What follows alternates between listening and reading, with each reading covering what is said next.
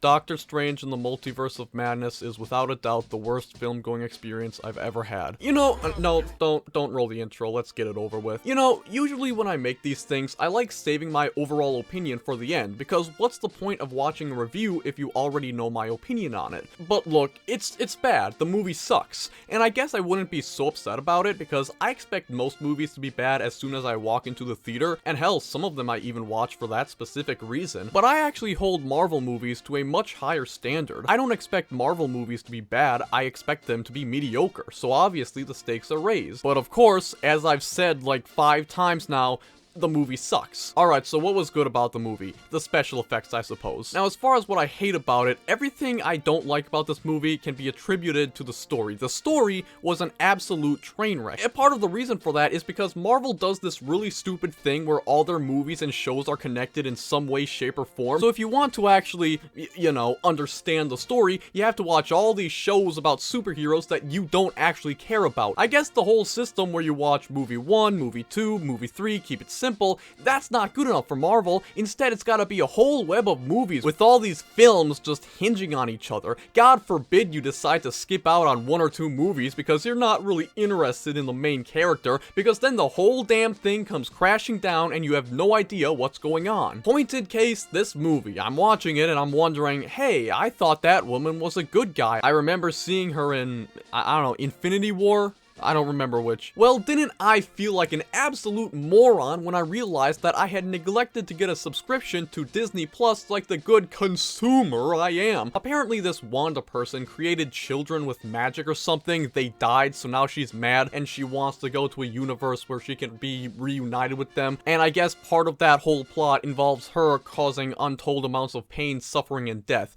And I've seen a lot of people criticizing it, it's unrealistic or whatever. Dude, she's a woman, that's kind of what they do. And I guess they introduced a new hero to the story called America Chavez. Oh boy, am I gonna give her a hard time in this review. I guess Wanda's whole goal is to harness her power so she can reunite with her children. That's basically the gist of this movie. Wanda hunts this America chick so she can use her powers. And at this point, you're probably gonna tell me, alright, I have no idea what you're trying to convey. The way you're going about the story is way too incoherent for me to understand what's going on. Which is pretty ironic because I was thinking the same exact thing as I was watching the movie. While I had a general vague idea of the events that played out through the movie, I had a hard time understanding what was really going on in each specific scene. If I had to describe it, it's like looking at a painting from far away. You know what that painting is, but you can't make out the specifics, if that's making sense. And honestly, I feel as though even if I had watched WandaVision and everything else that I'd need for the context, I still wouldn't be able to understand what was going on. Hell, I read the synopsis on Wikipedia and I'm still kind of left scratching my head. The story was written in such a way where it's pretty much illegible.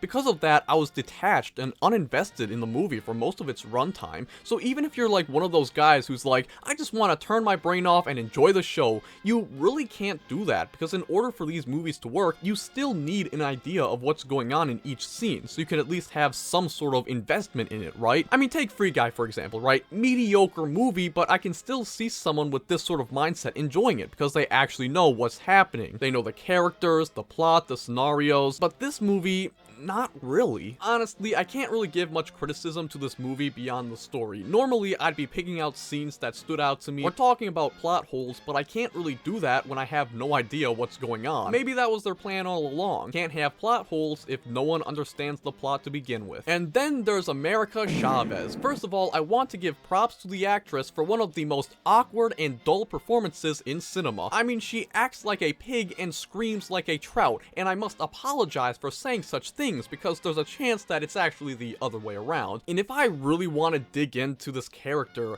she feels like a self-insert or like an original character you'd find in a bad fanfiction, and like all the characters need to protect her because she's the most important being in the universe, and if anyone gets a hold of her powers, ooh, it could spell doom, whatever. I just kind of found the whole aspect just kind of cringy, And honestly, I'm just kind of baffled by the fact that she's in this movie anyways. I'm not really sure if she was that popular in her own comics. I mean, apparently they were canceled because of low sales. I mean, I'm sure there were some grifters on YouTube who bashed it for being woke or whatever, but look, I'm not a businessman, but I feel like if a comic series gets canceled because no one's buying it, maybe they aren't fit for the big screen. Although, I guess that kind of highlights one of the biggest problems I have with Marvel. You know, they create these characters, and they so desperately want for them to be iconic, for them to be the next Spider-Man or whatever, except no one likes them. But instead of going back to the drawing board, they just hit you over the head with them. And maybe that's one of the movie's biggest problems. This doesn't feel like a movie for Doctor Strange and his kooky cast, but more so a trailer for a character that you don't really care about. My theory is that they wanted to make a standalone movie for this character, but they knew it would flop. So to gain interest, they put her in a movie alongside a much more well-known superhero.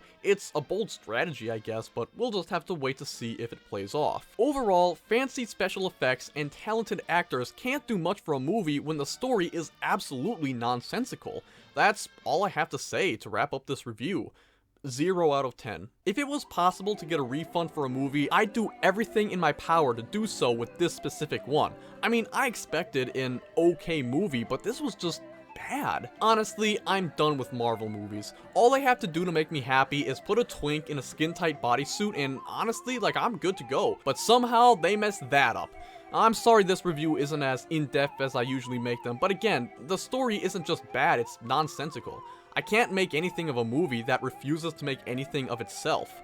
Whatever, don't watch this movie, it sucks. Friendly fella Jed, out.